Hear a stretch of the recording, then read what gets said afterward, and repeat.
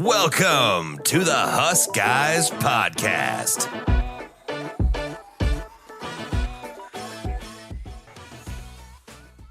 What's up, everybody? It's December 16th.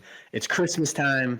It is transfer portal time. It's end of season time. It's bowl season time. We got a lot going on. Raiola's in the portal. Basketball is 11-0, 15th in the country. Volleyball's over. We got a lot of stuff going on, a lot of stuff to cover. But first and most important, it is Christmas time. And HuskGuysStore.com has got you covered. We've got some awesome gift boxes we're pumped about. We've got some we're going to have to get rid of because we have Dylan Raiola themed gift boxes that are no longer relevant because he is no longer part of the team. $1. Those will be given away to literally anybody that wants them. Children in Africa.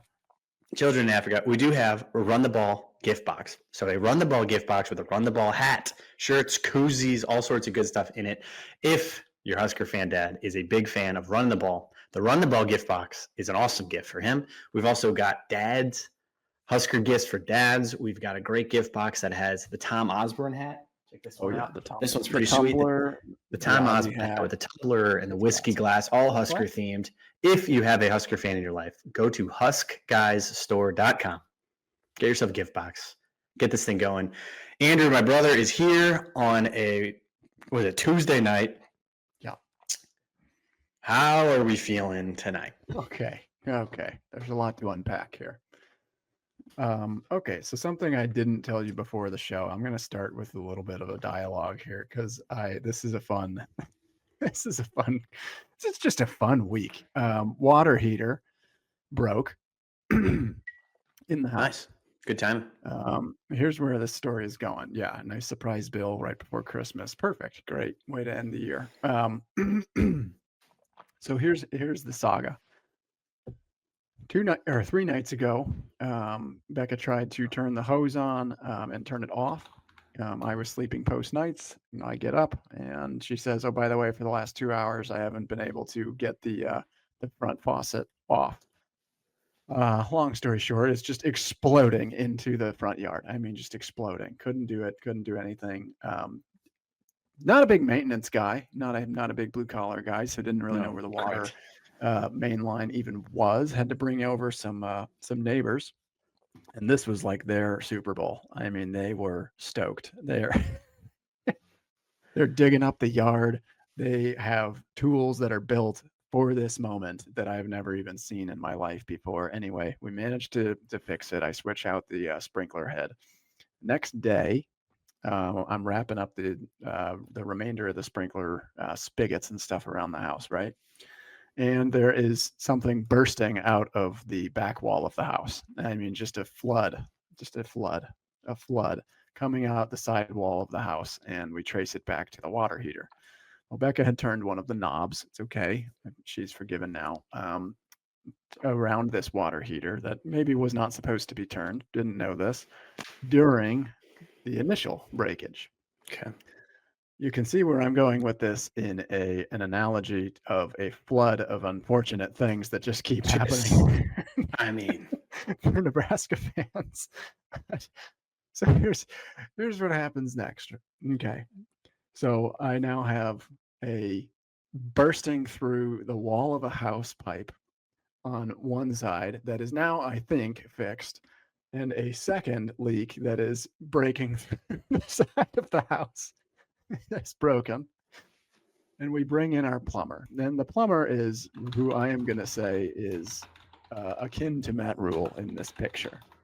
We've got why is he like? We've got things literally bursting at the seams. He's just podcasting in your basement.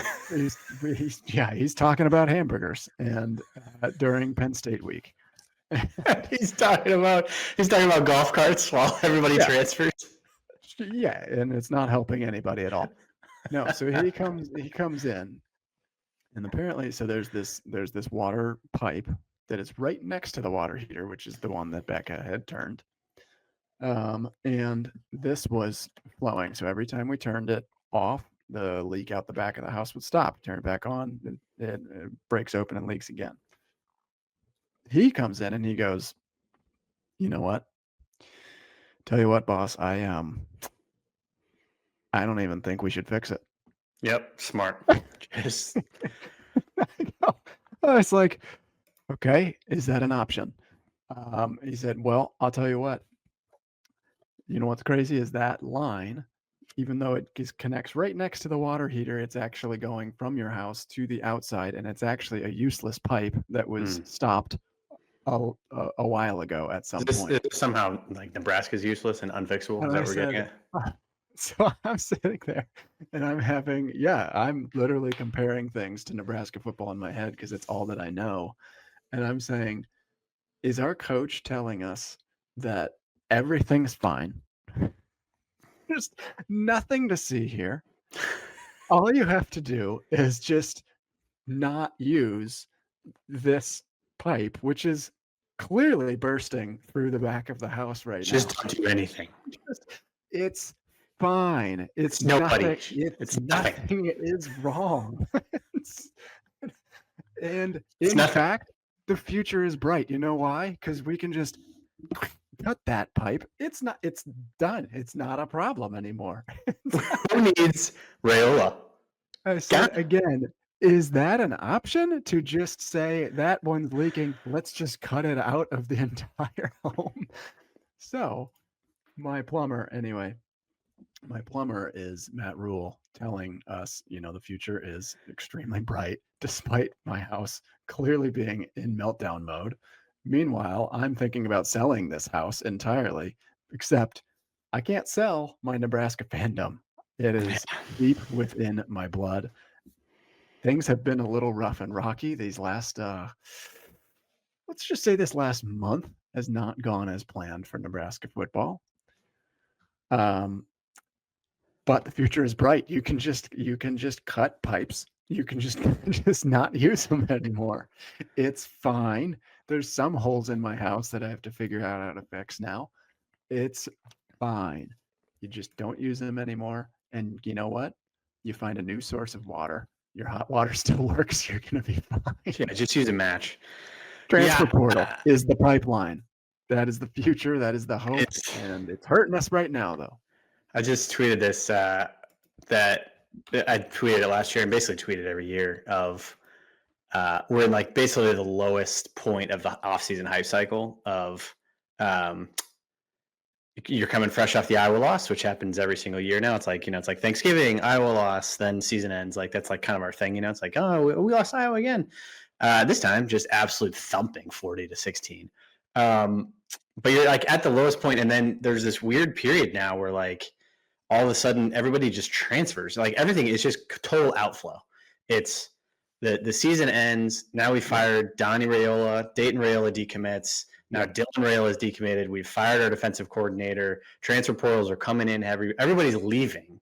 But then the transfer portal is not even open, so there's no like inbound. There's no influx of goodness. Yeah, I mean, I guess we'll get to him later. We've got D coordinator to talk about. We've got a new O-line coach to talk about. Potentially a new D-line coach. But talent-wise, you're just hearing about who's leaving. Talent-wise, it's just like all of your favorite players are gone. We've got a dozen Raiola jerseys we're trying to sell that we need to give away now. Like it's just total carnage time. But then over time, January 3rd hits and the transfer portal opens back up, and you could start to get talent. Like last year at this time, we lost Tony White. We lost a bunch of the other coordinators. All of our players hit the transfer portal again. We even had Emmett Johnson hit the transfer portal. Like Dylan Raiola wanted to go to Miami. Like all sorts of stuff happened. Yeah. But then over the course of the season, you're like, oh, we got Dane Key, we got Isaiah Hunter, we got Winery. So like, right, it starts to come back up from here. But this is definitely like this is the nadir. This is brutal. But let's jump in on the Raiola one because I've needed to talk to somebody about this since it broke. It's been interesting to watch the reaction to it. I think nobody's surprised. I think it leaked out a couple weeks ago that this is a very strong possibility that he was going to do it. So I think nobody's surprised. Dayton Raiola was like, we were kidding ourselves to think he was staying. Yeah, I mean, Dayton Raiola followed by Donnie Raiola getting fired is like, all right, obviously, clearly he's gone, but there's still like a finality to it. It's almost like the funeral aspect of like, it's like, they're going to die, but like, it's still really sad when it ends. What was your immediate reaction when you saw it? Like, was it surprise? Was it shock? Are you glad? Are you like anxious, nervous? Like, where was it? Where was the initial? I mean, like with all of these things, it's kind of a mixture of emotions. Like on the one hand, he he has it never made sense to me that he would transfer until the very end of this season. And so like I had already kind of come to terms with it. I mean, it's just like, okay, your brother is gone and then your uncle is gone. Like it, I mean, I said it on Twitter to literally 100 people attacking me for saying, yeah, like Dylan's might not be here next year. And there's like, well, where'd you see that? Until I see the news. And it's like, hey, guys, Yeah. like, listen, if he sees that his future is brighter at another school, anyway, I had kind of come to terms with it. I did let myself get a little bit excited though, like in a way that it's kind of fun to enter the quarterback Oh, yeah. sweepstakes. Like Just it's like, kind I of think it's fun to enter the head coach kind of like you sweepstakes. let yourself imagine again, because Yeah. to an extent we've seen what Raiola is. Yeah. I thought that he would be ahead of where he was at like during the USC game. Like, my God, we had 14 points at the time. It was going to be another, like, we maybe score 3 touchdowns that day. The offense never against solid defenses. No. The offense never put up more than 30 points. Never. And it was never exciting. It was never good. Yeah, I mean, like, he's very accurate. He has incredible arm talent. He's probably, and I will take this to my grave, he's probably the best pure arm talent, the best thrower that has ever been on Nebraska's campus. Just in terms of throwing the ball. I mean, clearly the best numbers wise, like accuracy and completion percentage. But is he the best quarterback? I don't know. Probably not. I mean, because I he actually don't wasn't think he mobile. could, He didn't really manipulate the pocket or anything. He had a pretty good understanding of the offense, but like, great arm talent, can throw it absolutely anywhere. He's probably going to thrive somewhere that puts him in the right system. I don't know that Dane, and I imagine that they probably butted heads a little bit, and that was maybe the final straw. Yeah, and I just think I would even be willing to say that Dana probably butted heads with Dominic Raiola. probably Like that. I guess there's like there hasn't been enough time that has passed yet to do like a true reflection. It kind of stinks because it's like now I can't put up any highlights, and we can't. It's like no highlights are going to get crushed. Like I can't put any like Raiola highlights. Like all of our highlights, Raiola highlights. Like I guess it's just Emmett Johnson or bust now. But it's such an interesting, like, he threw for 4,800 yards. He threw 31 touchdowns here. He had a 69% completion percentage over time. He did have 17 interceptions, but he threw 660 passes. Like he did a lot of good here, and I think it's interesting to see. Like the closest thing I came to thinking about like why there was such a like kind of visceral reaction to him. Like I was probably more emotionally tied to him than most, in the sense that it's closer to the Scott Frost type thing. It's like Trev Alberts, Matt Davison. It's like all these guys that you're like, this has got to work, right? Like this is they come from the 90s. Dominic Raiola is one of us. He turned down Ohio State. He turned down Georgia. I mean, we've been following Raiola since he was 15, 14, like freshman, sophomore, and you kind of started to see him come up on the circuit. He commits to Ohio State, and you're like, it's a family name. You're like, my God, it's a family name, and you're like, hey, Dominic Raiola has got this 14-year-old that's pretty good, and this 16-year-old that were committed to Ohio State, and then he started going to a bunch of different high schools. It was kind of weird, and like, but then he goes to Georgia, commits to Georgia, like fresh off a title, and so like, you're like, he's very clearly an Ohio State, Georgia level caliber. He wins Player of the Year. He's a number 1 recruit overall, and then he comes to Nebraska, and so I think there's a level of like, he's the best. He's the best number 1 commitment that has ever committed to Nebraska. Well, but I think you had to be excited. Like you have to be attached to something like that. It's trying to like hit the positives, or like he threw a lot of touchdowns. He did a lot of great things. He did a lot of peer recruiting. He represented the school well. He was good in interviews. He was a class act. He wasn't like Diego Pavia. He was like a, he was like a very well respected kid. But I guess the fan reaction has been weird the whole time, because I feel like people didn't really ever get behind him, which is sort of odd to me. Of like, one of our own who came here. And the only comparison I was thinking, I was speaking of the Heisman, it was Fernando Mendoza, where that kid is like, I mean, I didn't pay that close of attention to him. I watched him play a bunch, but I never seen his interviews. He's like the classy, humble, like nice kid. Okay, he does sound like he is doing Sports Center highlights or like a play-by-play of his life sometimes, though. Yeah. Like I don't like the Heisman, like, and that's it. he's like, yep, I just stepped back, 3-step drop, evaluated that zone defense, and I feathered in a nice pass for the touchdown, 6 points. And you're like, I don't watch any of his interviews, but like I guess the only thing I was coming to, but his comparison to Raiola for him was he was a no-star recruit coming out of high school, and then he goes to Cal, and then he goes to Indiana, and the expectations were like just never that high. Even coming into this season, he was not expected to do. I don't know. He was not on anybody's radar, and then he launches to become a Heisman contender. I think you compare that to Raiola comes in, promised as the king who was promised again. Frost was the king who was like the prince who was promised. And I think when you come in and then you're like, he's all right. you had those moments where you were like, oh, he could be really good. But most of it, most of it was like, and he didn't like always put it together. So you were like, well, this is kind of disappointing. yeah. I mean, it was just compared to the hype where I feel like if he had come in and it was like a 3-star who just grind, like even like Harburg got more grace than he did. Because it was like, yeah, he's like, he is working so hard. He's grinding. He's doing the best he can.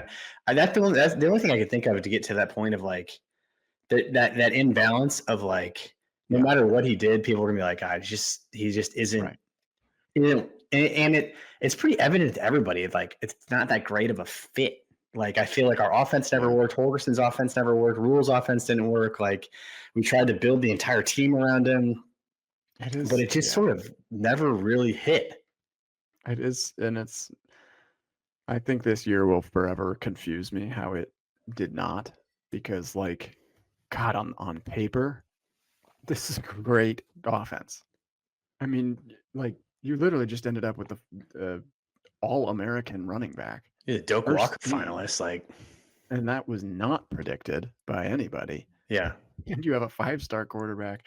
You have 5 4-star receivers in the stable with a solid, capable tight end, and like Lindenmeyer. You have, Alabama's old right tackle is starting on your line. Notre Dame's old guard is starting on your line. Like a bunch of seniors across the O-line. Like on paper, how did this not work?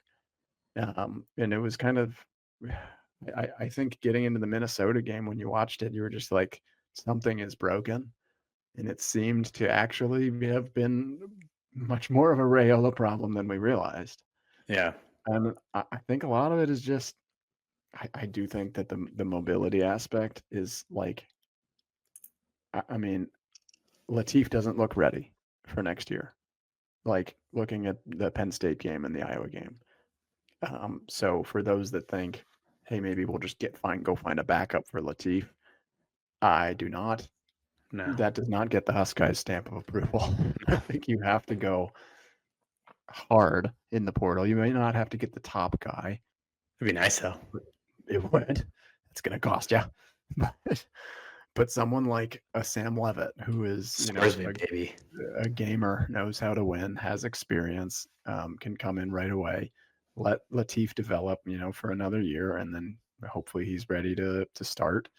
And then you got Trey Taylor on campus after that. Like you need a better succession plan here than just Latif and Davila. Like we only have literally 2 quarterbacks worth a damn on the roster right now. Like we need 1, maybe even 2 out of the transfer. I just don't know. I'm like, because we lost Dayton too. So I don't even know. Okay, quarterback on campus. Dayton was like a favor to the Raiola family. That was never like, he was never going to play here. He's going to go Charlotte now. You need more than 2 quarterbacks that have a single star. I guess I just don't know. Like I was looking across the country. I don't know if like going and getting a transfer portal quarterback that's older every year is not the right play. Like it's 6 of the 10 teams in the top 10 have a transfer portal quarterback. Every Heisman finalist was a transfer portal quarterback. Like that, we're the only dummies who started a freshman. Like Diego Pavia is 25. Mendoza's 22. Julian Sands, a junior. Ty Simpson's 22, 23 years old. Like you look at Dante Moore's transferred multiple times. He's 23, 24 years old. Like as you go through the entire roster, like Gunnar Stockton's old. None of these guys are homegrown kids. They're all old. And they transfer a couple times. That's what, Raiola will probably take off. He'll probably go to Miami or Oregon or now Louisville or whoever. And they'll be like, oh, yeah, this dude's thrown 600 passes. Like he's probably he's got some experience, but like that's where Trey Taylor's 6 years away from being good. That's like a long time. That I don't know. I don't know what the answer is. Like obviously you have to develop kids, but they'll transfer every year. So what's the point of like getting excited about a 16-year-old when every single player transfers every year? It's shocking. I mean, at the quarterback position, it's just shocking amount of turnover. It's crazy, and it seems unsustainable. I think you have to hope that you at least get a junior or somebody that has another year of eligibility remaining, or somebody that's going to commit to you for 2 years, though, because like the continuity is tough. Like if you're going into the portal every single offseason, that's also a problem. Yeah. Just in terms of like your roster management and development. Like imagine if you're Duke and you spent $8 million on your quarterback and then he gets hurt or something. It's like, what do you do? You have to have people developed and ready behind him. But anyway, Raiola's gone. I just counted. There's over 70 quarterbacks in the transfer portal right now. So we've got options. Okay. 70. I mean, how many are starting? I don't know. Nearly one. That's one per team. One in every two almost. Like I agree. I think you can't but you can't keep shuffling the cards over and over. Like you do need to develop at least depth. I mean, like we lost our starter and we had 4 games left or whatever. I think you do. I guess you do, but I also have talent on your campus. You can't just put all your eggs into one transfer. Well, yeah, right. Every year. But it seems like every backup is going to transfer every year. I don't know what the answer is. Like, I don't know if you're a GM, how you manage that. But it is a weird thing where, like, every year, if the kid is not going to start, he's going to transfer. And there's 70 quarterbacks in the transfer portal now. And, like, I guess I don't know what the answer is there. But the other part of things, though, is, like, that you do have to try to find a way to optimistically look at this. And it might feel I am the thing that I will be most disappointed by is if and when let's say he goes to Miami and wins the ACC. That's gonna suck. That's going to hurt. It's gonna be like a Joe Burrow type situation. It's gonna be but the positives is it sounds to me, outsider perspective, but I've heard it from multiple different people, that Dominic Raiola is a control freak. Sounded a little heavy-handed, I believe, is the phrase. Yeah, heavy meaning like a smothering you with a wet blanket in your sleep. You can't breathe. Yeah. It sounds like he's just kind of trying to control the program, and he's reaching out to Rule and stuff like, here's how you can re-recruit my sons, and Rule's just like, F this, like I'm done. Like yeah. I don't know if there was a falling out or anything, but what I do know is that there's got to be a little bit of burden lifted when all of a sudden you free up. Is it $2.5 million a year? $2 million a year? They said 3.5. Sean Callahan is saying 3.5. I think some of that's Adidas though and stuff too. But anyway, let's. It's more than 10%. It's more than 10% of the 820. Sure, yeah. If you suddenly have $2.5 million to spend, what are you gonna do with it? And that's where, like, the transfer portal sucks and all, but it can get a little exciting if, let's say, you just suddenly have $3 million to spend. And that's the thing. You divide $3 million on a quarterback. Yeah, but you can get if you can get a really strong, solid, experienced quarterback for $2 million and have $1 million to spare and stock up on your O line. You can get 8 very strong offensive and defensive linemen for $250,000 each for the price of one Raiola. I don't know. I do think there's an element of financially It frees up the cash to go do stuff. Sure. I think there is some of the stuff that's coming out. There's a lot of rumors. I'm sure folks can see them on Twitter, on message boards, like that. Like you said, the Dom and Donnie had a heavy hand on the program, and they were kind of controlling things and trying to control the offense. And Yeah. they're controlling who he could recruit, and some of it makes sense because of how, like, I just thought Rule has been acting weird all season because he just was constantly like, I run all the recruits by Raiola, and you're like the 19-year-old, like what? And like you run the recruits. Okay with you, Dylan? Yeah, like you run the recruits by the 19-year-old. Like, what is why? Like, and like after every game, you're like, oh, I'm just Raiola. I love him, and I'm proud, and all stuff. And like, there seemed to be an overemphasis on him, and it was almost like he felt pressure to be like recruiting Raiola through the media at times. Maybe that's off, and then maybe he can go back to like It's just focusing crazy on how tied up in like how much drama can come with one starting quarterback. It's a phenomenal amount of drama. Yeah, that's what I was gonna say. My other like interesting point that I I just think is, wanted him to develop here. Like I just wanted yeah, him to be the first round draft pick that we know that he can be. but He's I not don't right now. think Right now he's not a draft pick. I But don't think like I don't think he's gonna play in he the NFL. can be, if he like figures it out. Yeah, it's not But gonna happen here though. can That's be where I think the clean break part of it comes in. Is like, it's pretty obvious it's not gonna happen here. We're not gonna have the offensive line. We don't play in the conference that allows it. That's where like some of the if you go to Miami and you go to Louisville, or you go somewhere where there's no Yeah. defense. Go to Go North somewhere. Texas. Go somewhere where there's no defense, and he'll light it up. He's the best 7-on-7 quarterback that's ever existed. Yeah, But bring the Pac-12 back and oh, he'll go nuts. I mean, go play. Like, if you go to Louisville and you play, or Miami, and you're playing against North Carolina, he'll throw for 700 yards against them, against North Carolina Yeah, and NC true. State and Wake Forest and like terrible teams in Yeah. the ACC. Or if he goes to the Big 12 or something like that, he'll throw for 1,000,000 yards. He's not going to ever do that against Iowa. He's never going to do that against Penn State. He's never going to do that against any of these teams in our conference. I don't know. I think hope not. the other point that I was going to make, that I'd heard this on, I think it was like Damon Benning or somebody who pointed out that Raiola, played in the league. He made $20 million and also knows that like this is just a business. And I think they came in with all the legacy. Well, they came in with like the legacy talk. When he played. When he played, oh, absolutely was in the NFL. No, in college for Nebraska. Well, here's my perspective though is, if I'm him and say you're Dominic and you're looking at this and it's like you're treating it like this is a business, it's a short-term time to make as much money as you can, and that's how you treated his NFL career. You got a short time, you have to make as much money as you can, then you got to live on that for the rest of your life.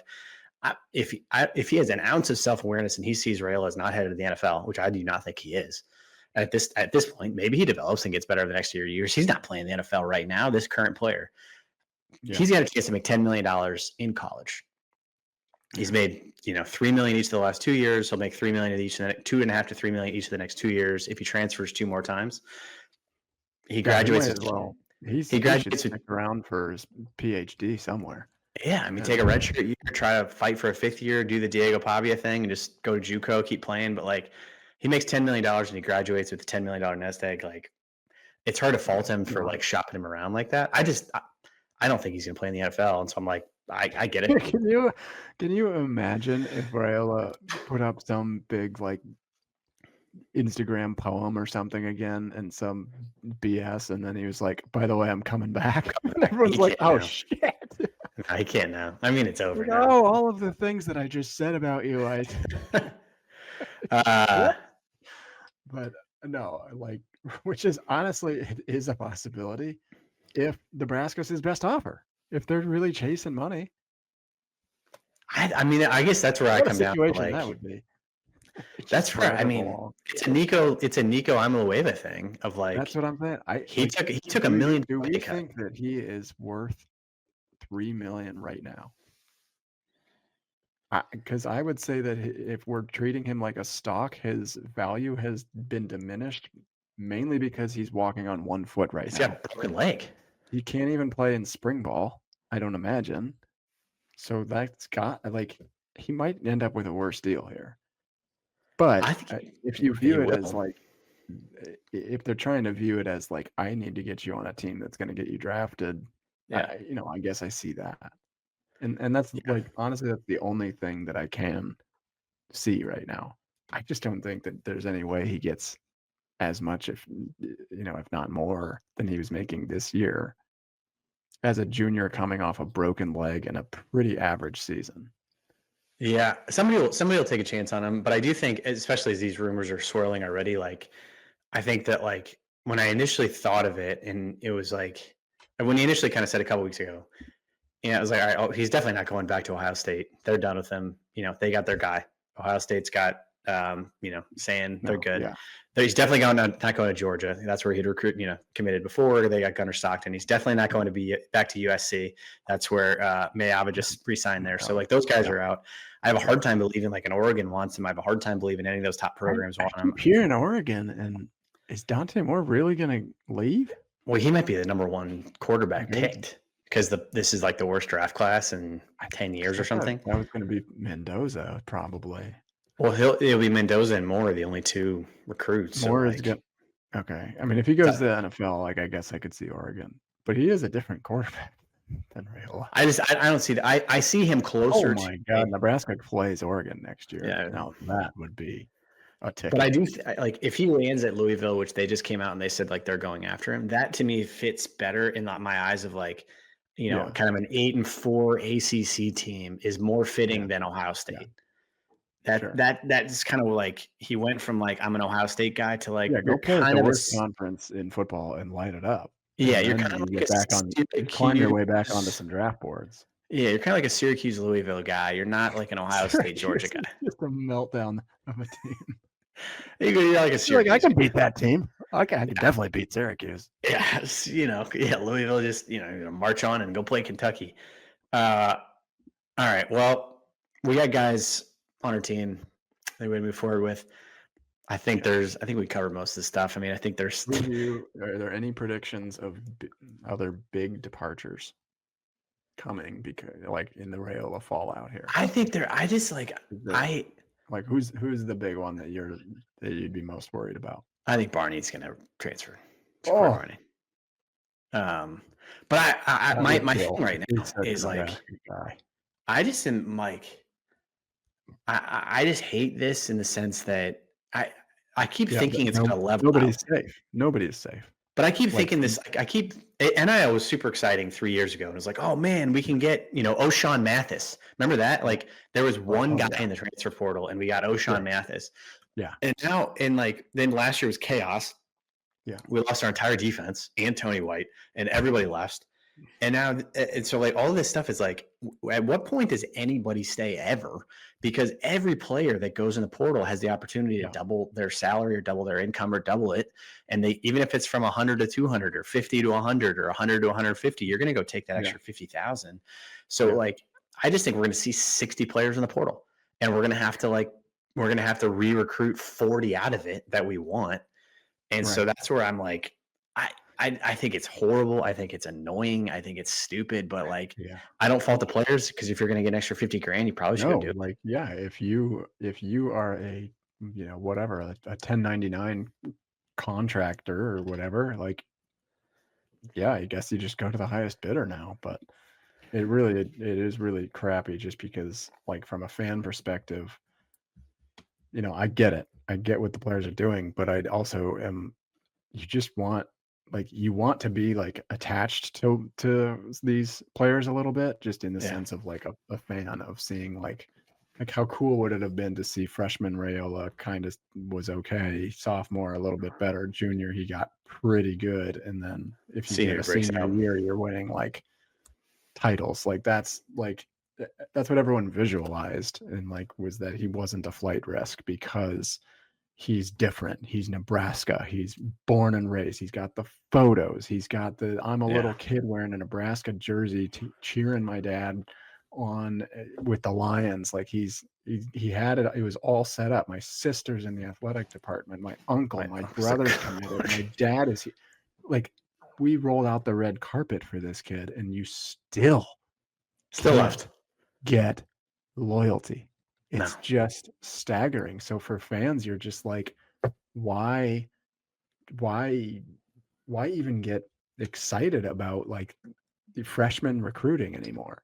Well, that's what I'm Like, saying about. I don't know if we covered like. I mean, it's like Trey Taylor. We're all excited about him. Like maybe, yeah, I don't want to get maybe. you Like right. he'll be good. He'll be good in 6 years. Is he going to Sure. transfer within those 6? Yeah, or like Like, if Oregon comes calling this year, it's like, okay, see yeah, ya. I mean, if he doesn't play his freshman year, if he doesn't play his sophomore year, even if he plays Yeah, really, really they're gone. well, like it's like a. Yeah, I think it's super frustrating. It's hard time to be a fan. I mean, it's hard. Like I'm just trying to explain to my son, Jack. I'm like, it's hey, it's you remember how like Nico. only player he knows is leaving. Yeah, only player he knows. He's got a 15 jersey. What do I do with that? It's like, all right, well, hey, we're not going to Well, wear that's that. an easy. That's an easy one. You got to burn that for some Twitter Yeah, likes. we're not going to wear the You got to Raiola put that jersey one. anymore, You buddy. got to throw that one on the outside grill. Just chaos. All right, But Raiola's good news gone. on the coaching front. I think we're bringing in some dogs. We got 2 dogs. I need a third one so bad. That will literally flip my entire season. But we could talk about who the good ones are first. Okay. Yeah. I like Rob Orich a lot. Okay. Actually, we'll start with Jeep. I think is it Jeep? I'm pretty sure it's Jeep, like the car. I don't It's know. with a He G. looks like a lineman. He acts like It a could be lineman. He Heat. talks I like a don't know. lineman. It could be French or something. But he walks, talks the O-line walk.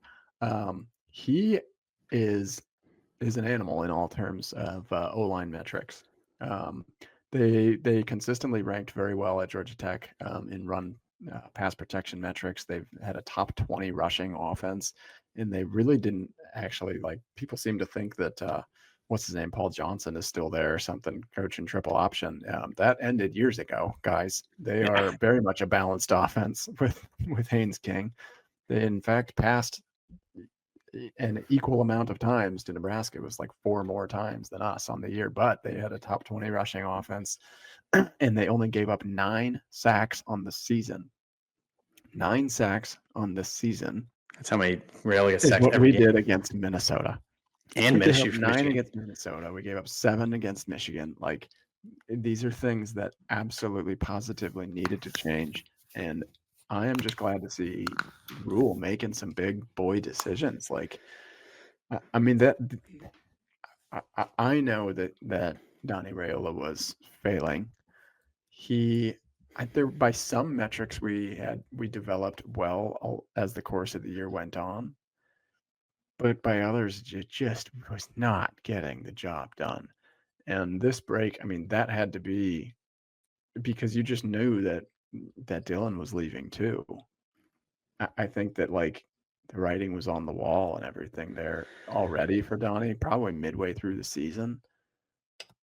But it's still a hard decision to make. If you were I like, think it's hard to okay, even my know, franchise quarterback is gone if I fire this guy, like that's still a big one because he was the only guy that was retained from the Frost era was Donnie. And so there had to have been something like this is where like our local media is kind of driving me nuts. Is like, what happened, guys? Like something happened. It's like there's like what? with the like the Raiola fallout. Like who did we lose and in what order? Yeah, that's true. No, it's true. Maybe they said Donnie's gone in October and then Dayton, decommits. There's had to in some At kind of that time. a chain, Yeah. and like Dayton is Yeah. nothing to me. That is nothing. He's a No, I Charlotte know. STS It's kid. just it's just the timing of it 2 weeks before signing day was like, what the heck? He was the first recruit in the class. But it was there like is there's some weird level of like, is he firing Donnie first? Like, does Donnie know he's getting fired and therefore tells Dylan, I'm out of here? After Minnesota, you give up 9 sacks. I mean, it was audacious of him to even get back on the bus. It was like he probably walked back on and they're like, oh my God. Has nobody told you? Like, you're not. But you could you could find a new position for him. You Like already aren't coaching at that point. Like, you already aren't doing your job. Like, Satterfield's still on the roster. Like, these guys are still getting they're still there. Isn't this what you call quiet quitting? Is when you give up 9 sacks? It's like you're clearly not actually working. Yeah, You quit months ago. You just didn't. Even say it. there. You're not even there. He's not even there. You You're didn't not even show up. But also, Emmett Johnson ran for the most yards in the history of Nebraska. So right. that was a weird. All of it's It was weird. There's weird. talent there. There's potential there. Latif had a great game against. Because the O-line blocked for him to do that. I guess that's where I'm like, there was enough there that I could have seen Rule being like, it's like Emmett Johnson's doing amazing. We're going to run it back a little bit, and we're going to keep Dylan, and we're going to keep like something broke somewhere, and I don't know where it started to break. That we just lost all of them. I think it was Dylan's fibula that broke, and then it's probably fair. It's probably fair. Like that broke, and then it was like no. And then Latif comes in and played well against UCLA, and then I honestly maybe they freaked out. Yeah, and they're like, "What are you going to start this kid over my son?" Yost, you can't take my son out of the game. Yost, screaming from the sideline. But anyway, Jeep is at practice right now and is coaching the bowl game, which is insane to me. That I'm like, this is not your team. This is not your team. These are not your guys, and you are like out there. Low sack rate. Absolutely love that he knows how to run a power rushing offense. It's gonna not be, I don't think like the O-line coach. Their job truly is you need to recruit like crazy, and you need to protect your quarterback, and you need to have a serviceable enough running game. But you have to be very good at one of those three things. And Donnie was like, I don't know. He was, I guess, recruiting maybe would have been his strength. And maybe I guess run blocking as the year went on, like the last month of the season, Emmett was like maybe he could. Like if you're Donnie Raiola going to your next job and you're like, hey, I got my last job because my nephew is a 5-star quarterback, but this job, it's going to be different. What's he going to say? Like, what's he say about himself? I guess it's like my run blocking. I think you talk about it. Like I took a 0-star unrecruited high school recruit and I turned him into the Doak Walker finalist. Like, yeah, but also he was not an offensive lineman. He was a running back. Yeah. Well, we did block. We blocked for him. I think it's easy enough. You spin that and you talk about like, our offense passed for 4,800 yards during my tenure. It's like there's enough spin zone that he could do, but he needed to go. It's atrocious. It's so hard to watch. He needed to go. I think the thing that's exciting about Geep is that he does not seem to have a tremendous weakness. Like the fact that you have a top 20 rushing offense at Georgia Tech, plus giving up your top 10 in sacks allowed. I think they were actually even top 5, maybe. I have to look that up. But anyway, proven guy has been doing very well with Georgia Tech, a team that maybe doesn't work with as much talent as Nebraska typically does have. They also did just hire Lonnie Teasley. This is now, bear with me here. Just got fired in October. He was fired in October from South Carolina. He was their offensive line coach. He is connected to none other than Satterfield, who is also still on our team. They worked together back at South Carolina back in the day. And then I think Teasley actually was with Rule back when he was in Temple. But sneaky good hire if we do get him, because he's not actually going to be an offensive line coach. He was their offensive line coach. But this guy can recruit like crazy. And that's where I think that they start to maybe take a combination type approach on the offensive line. Like, we need all the help we can get. And he brought in 5-star offensive linemen to South Carolina, a team that is traditionally not getting 5-star O linemen. They had 2 other 4-star O linemen committed in their class and stuff this last cycle as well. So good recruiter. It'll be interesting to see what Rule does for his role. That's on the offensive side of the ball. On defense, Rob Ulrich is the big one. Can we pause to tell you far? Hang on. I think it seems like he's both these guys. It seems like there's a lot of positives. Yeah. And I'm at the point that I have absolutely no idea. what success is and what generates success and what makes somebody good. Because Signetti has broken my brain, and he went from IUPUI and Elon to the single greatest coach that's ever existed in college football history. Yeah. No idea. So, and he brought all of his JMU staff, and they are now like the greatest coaches of all time. So I caveat it with that of like, I have no idea what makes people successful, but I do like in all of these hires, and including Orich too. Yeah. I feel like the Big Ten is a different planet than all these places. Yeah. And I guess I would have liked to have like, I don't know, a The Penn SEC or State, Big a Ten Penn talent. State guy, or an Sure. Illinois guy, or like a Iowa washout or Wisconsin washout. I Yeah, don't know. Again, like Jim Knowles. Jim Knowles goes to Tennessee. Like, I mean, Jim Knowles, maybe he's like the premier. He's maybe the premier hire. But any of those guys, I'm like, it's just these guys show up and they're like, oh shit, like we got to play Iowa. You know, you get 6 drives, and here comes Penn State, and it's just a different planet than San Diego State and Georgia Tech and the ACC. So I guess that was my only like, I don't know. These guys might be the best coaches of all time. They might be the next Signetti. That'd be awesome. But at least on name brand alone of like, does Georgia Tech transfer here? I don't know. Does success at San Diego State transfer to beating Penn State in late November? Right. I don't know. But like, I don't know. There's my concerns. Yeah,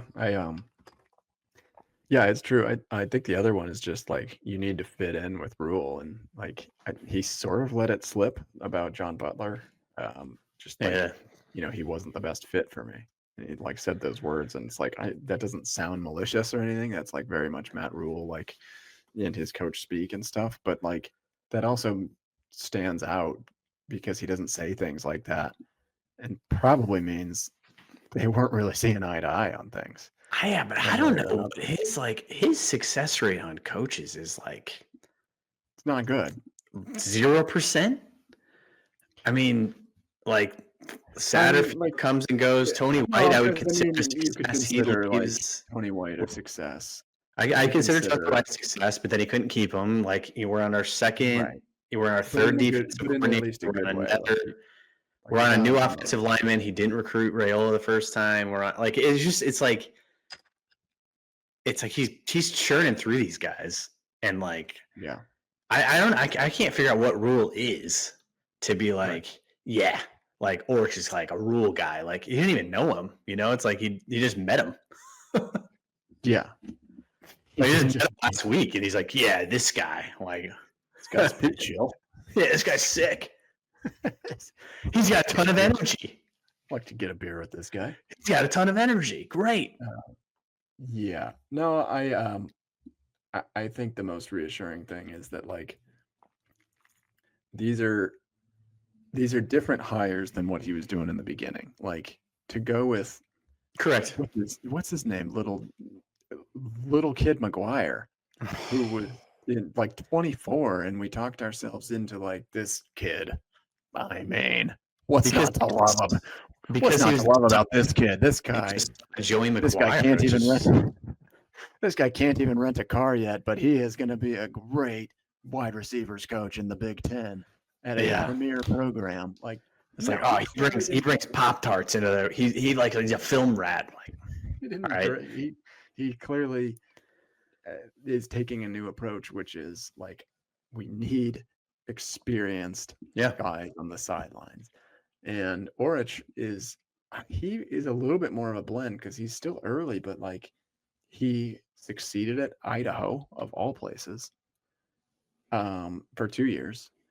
And then he went to San Diego State and he took the 95th ranked scoring defense and turned them into the 5th ranked scoring defense. Like that's absolutely not nothing.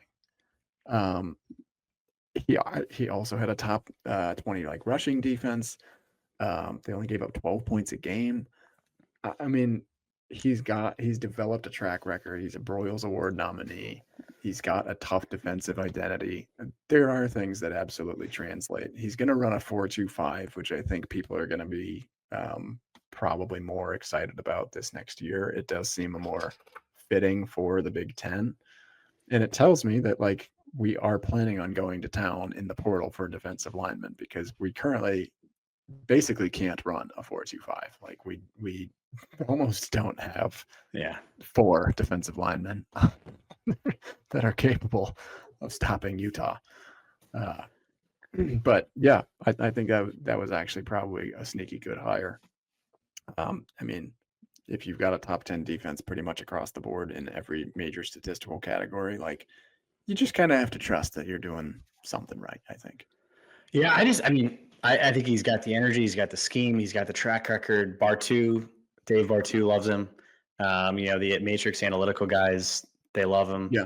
A lot of the people we trust say he's an up and comer, he's a future head coach. Like I think he will, all of those things, great.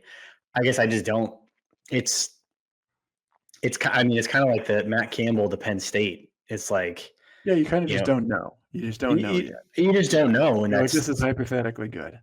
Like it's like everybody keeps saying like, oh man, like Matt Campbell at Penn State, he's a great coach, and just wait until he has Penn State's resources. Like maybe, like you don't know. That's what I tweeted. It's like people said the exact same thing about Mike Riley coming here. They were like, Oregon State's resources garbage. Just wait, and that's what. But I guess like him as an example, and then tying it to Orich is like Matt Campbell's never recruited a 5-star in his life. My new Crouch jersey. There we go. Matt Campbell's never recruited a 5-star. Like he isn't. It's like you don't just go from recruiting exclusively kids in Iowa and South Dakota and North Dakota and playing above your weight class to like. True. Now he's just going to go to Penn State, and he just knows how to go down to Florida and get the best players in Florida and the best players in Ohio. Like it's a bigger leap that I think people appreciate. Yeah. And then like Orich is like Eberhard here has agreed with you distinctly. He hasn't done it Power 4. Yeah.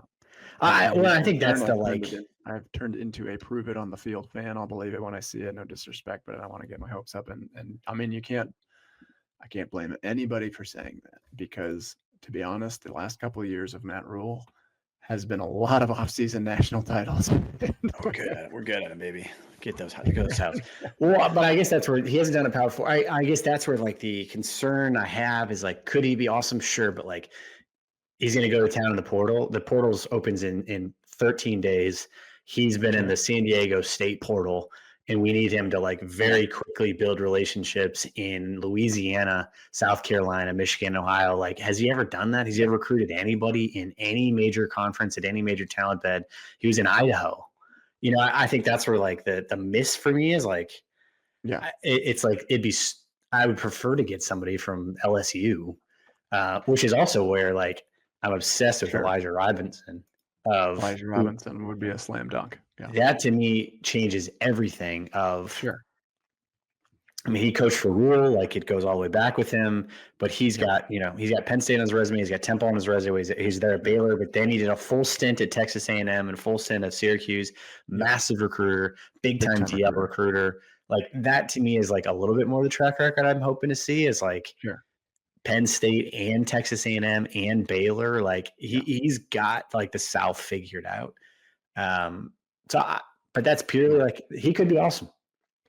I mean, like if I told you that he shut out Cal, that's an ACC team. He shut out Fresno. They shut out Fresno State. I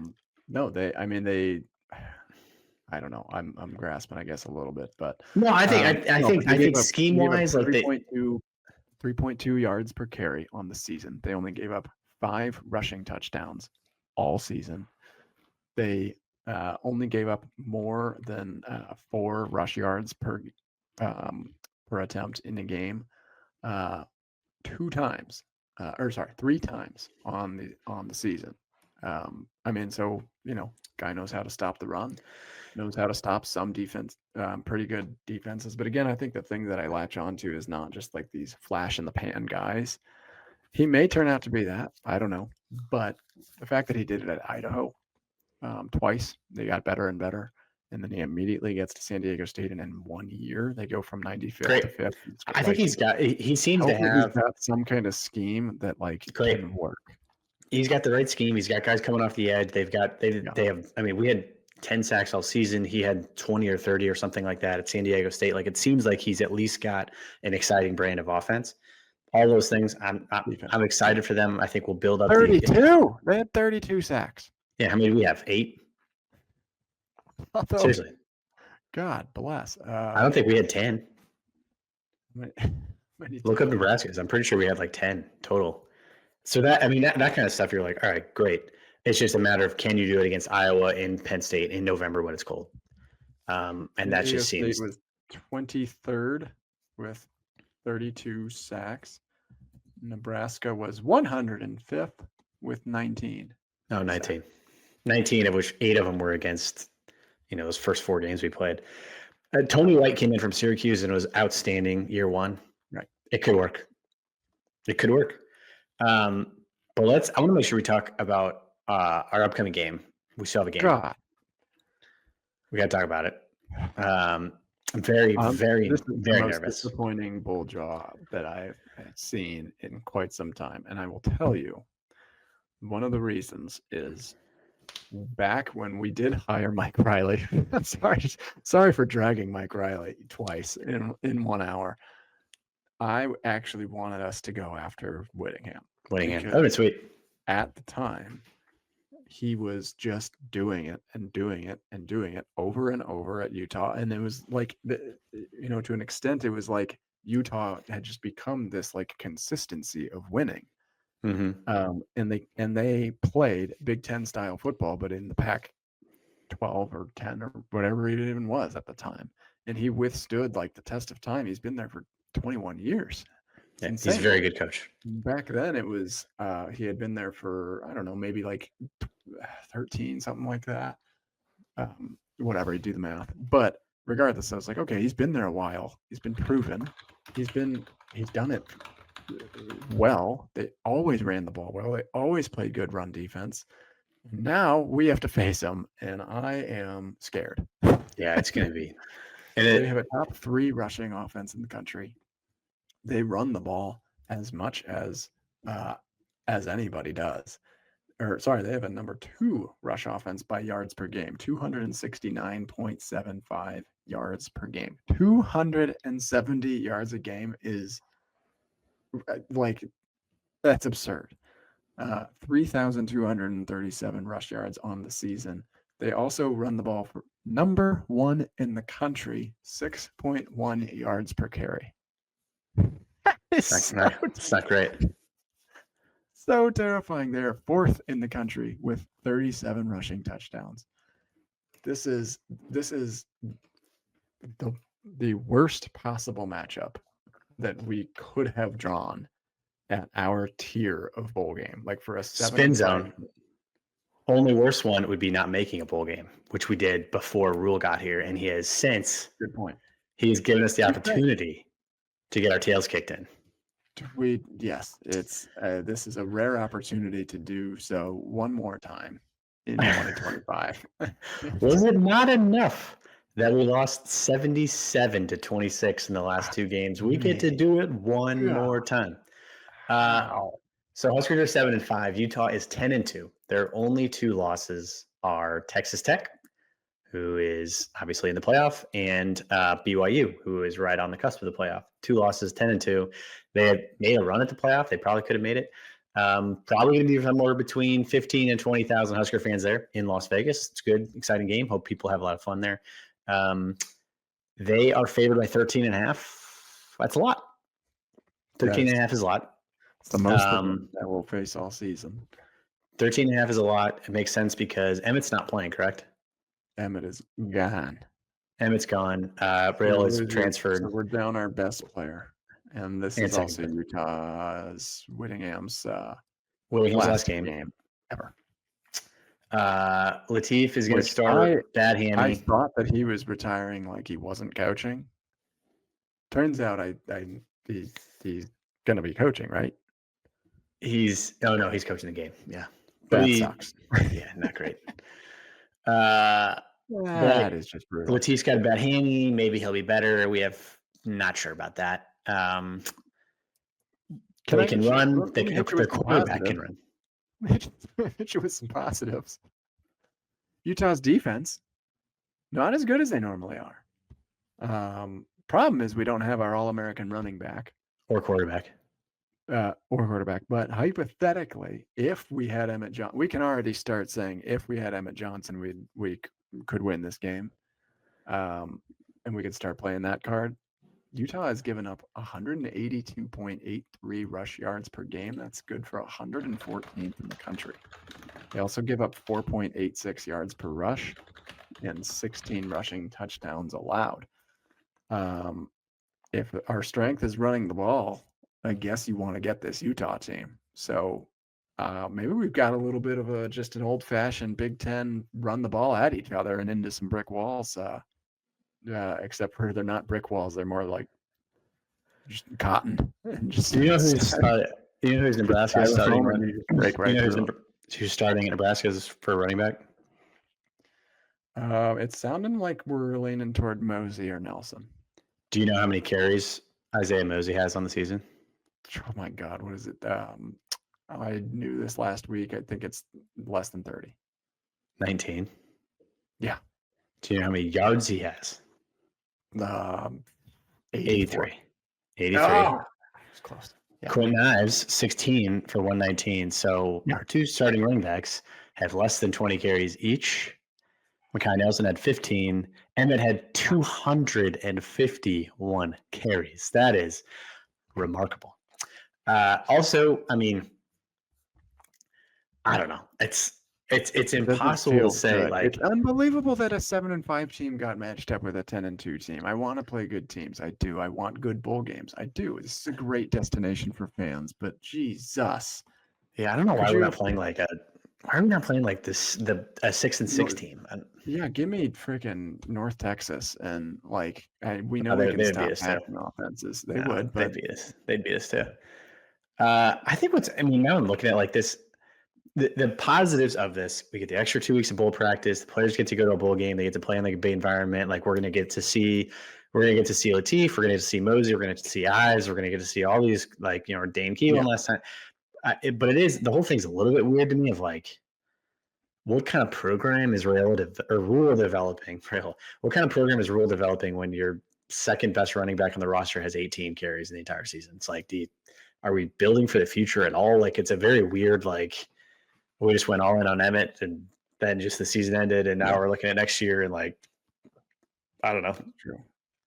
So there's that element of like, we at least are going to see them get 20 carries, but it could be ugly. Yeah, I mean, this could be like this just has like a JV. This has a JV setup to it of like, I mean, we're playing a running back that's got 18 carries, a quarterback that started 3 games but's got a bad hamstring. We've got like, it is. And this might be, this is arguably the best offense we're playing all year. Listen to Utah's points scored. They beat Kansas 31-21. They beat K-State 51-47. They beat Baylor 55-28. They put up 45 on Cincinnati. Beat them 45-14. Hey, we beat Cincinnati. Sure did. We didn't beat them 45-14 though. They beat Colorado 53-7. We coming. Banking. They lost their only 2 losses are to ranked teams. They were to Texas Tech and BYU. Arizona State, another win, 42-10. West Virginia, 48-14. This is a good, solid, sound offense with a very mobile quarterback, a very strong running game, and it just seems to be.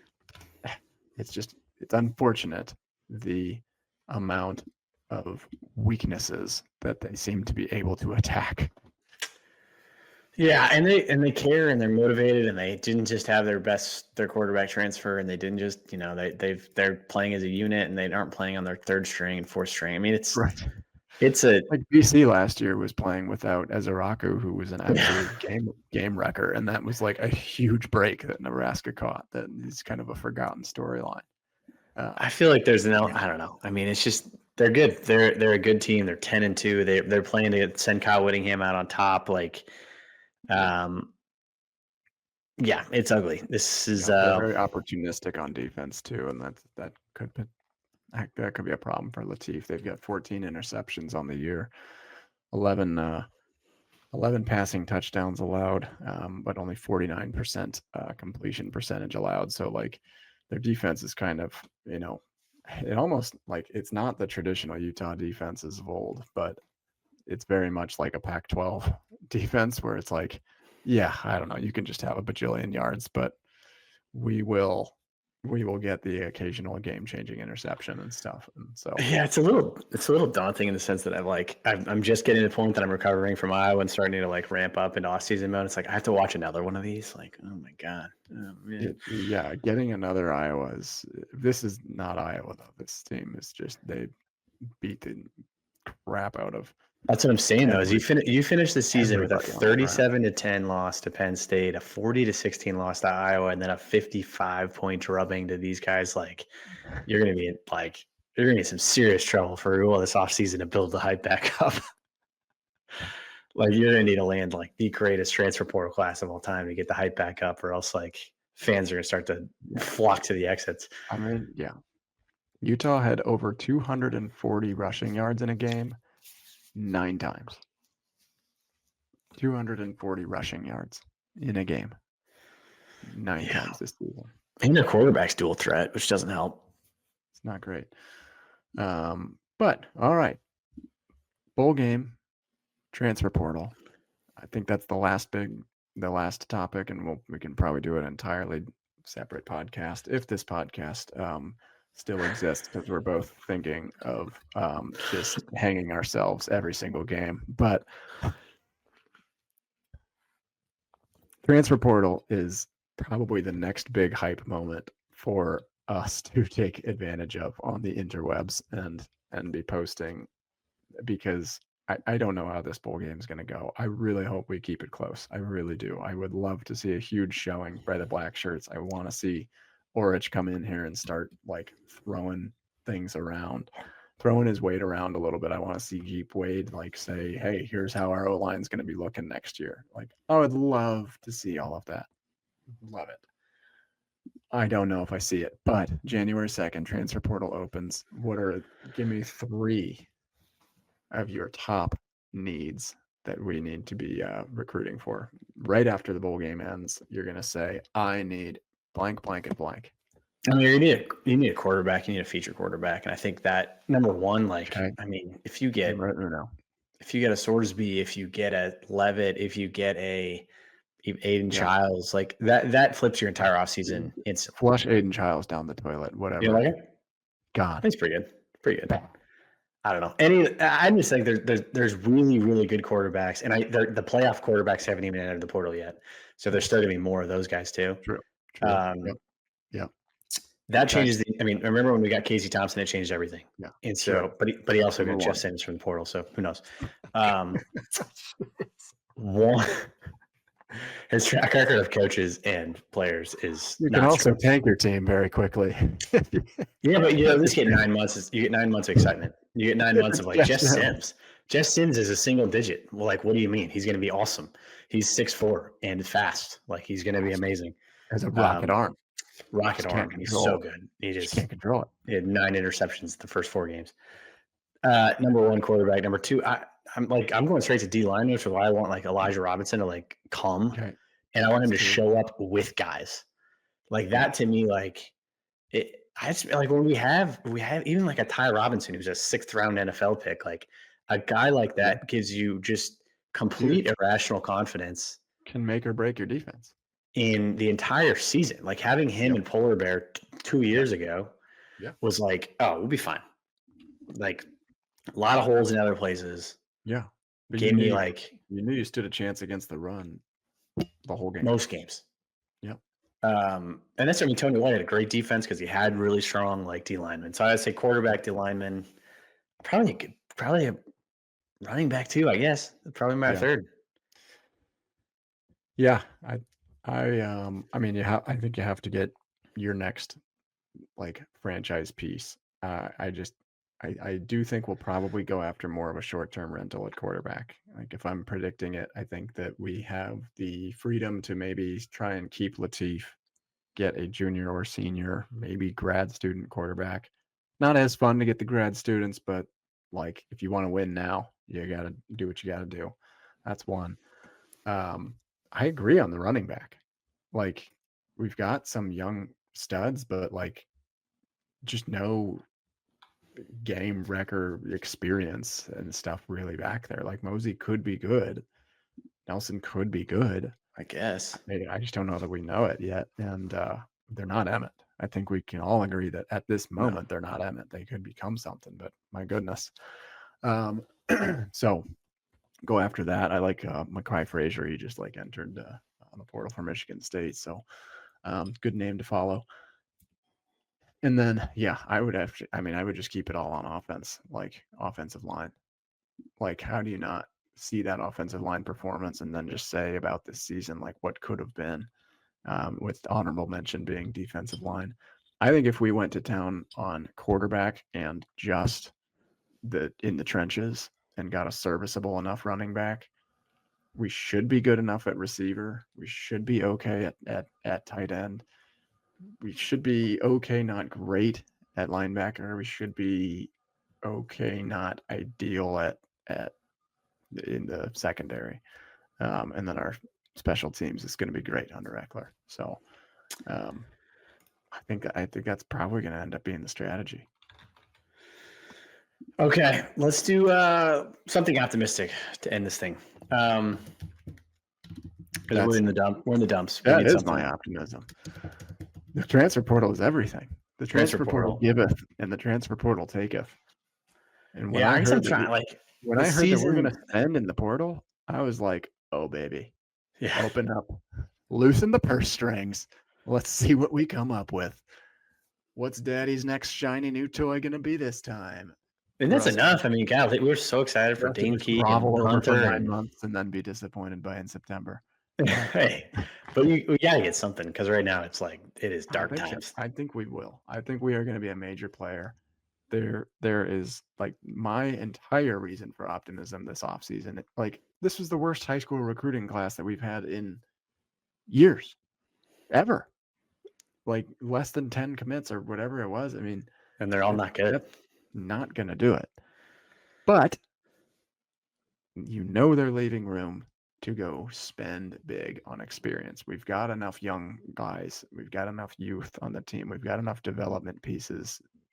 I think you go out and you just go crazy.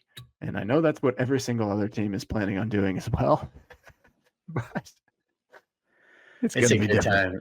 It is a good time to be there. I think we seriously could lock up a top 8 class. Transfer portal class. Yeah. Good. Absolutely. I think we got top 10 this last year. I think you do even better this time around, and you're in business. I'm in. Yeah, I mean, we need something because bowl game's not looking good. These last 2 games are going to stick with us. There's no spring game. There's no hype. Like you need something in the portal. And I think that you have to look at this season somehow, some way. You kind of got to dig. 2 years ago, we got close to bowl games. We're playing in bowl games. We went from 5 wins to 6 to 7. Yeah. It's going up a little bit. They're winning the games they're supposed to, getting smashed in the games we're not supposed to. But is there a path to 8 next year? The schedule next year is a disaster. But I don't know. I think you have to look at the season and be like, we're still making bowl games. We're winning the games we're supposed to. The players are coming together. They still believe in Rule for the most part, besides all the players transferring, and believe it's going to happen. So, yeah, I think we just kind of have to leave it at that. Of there's some level of optimism coming. Yeah, I agree with Eberhard saying this is going to be a heavy transfer portal class and might set the record for heaviest class ever by weight, which might be true. If we could just calculate the total poundage of commits coming in, I think you may be onto something there, Josh. Get the big boys. Yeah, we got to go to town in the trenches. It's time to rebuild the team from the inside out. And we've got some young studs. We still haven't heard from, Grant Bricks. We still haven't seen Preston Tamua. These are guys that were big names in their respective classes. They need to develop well, but you need to plug all of these holes. And if you're going to only take 9 or 10 guys in your high school recruiting class, you absolutely better be planning on going nuts in the transfer portal and just bringing in a lot of talent that way. And I think we're going to, and that's going to get this hype train fully back on the tracks. Come February, you'll be back. Let's go. We're back. Guys, check out HuskGuysStore.com. Get yourself some gear. Run the ball. Get our gift boxes. Buy the Raiola gear that we have. Just get rid of it. Just take it off our hands, please. HuskGuysStore.com. It's Christmas time. We're still shipping in time for Christmas. If you get your orders in now, go to HuskGuysStore.com. Get some cool stuff. Go Big Red. Let's beat Utah. Let's get to the transfer portal. Let's win and make it happen. Go Big Red. Thanks for joining us. And maybe we'll see. If we beat Utah, we'll do a post game. If not, I don't know when you'll see us next. If not, you'll hear from us next August. Go Big Red.